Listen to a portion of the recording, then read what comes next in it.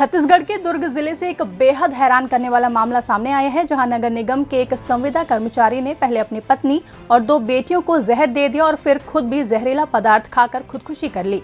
दरअसल जहर की वजह से उसकी एक बेटी की मौत भी हो गई है। हालांकि उसकी एक बेटी और पत्नी अभी भी जिंदगी और मौत के बीच जूझ रही हैं।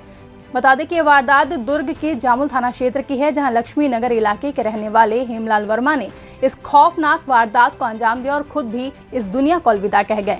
वहीं दुर्ग पुलिस ने इस दहला देने वाली वारदात के बारे में बताया कि छत्तीसगढ़ के दुर्ग जिले में एक 40 वर्षीय व्यक्ति ने दवा के नाम पर अपनी पत्नी और 2 नाबालिग बेटियों को जहर देने के बाद खुद भी जहर खा लिया है।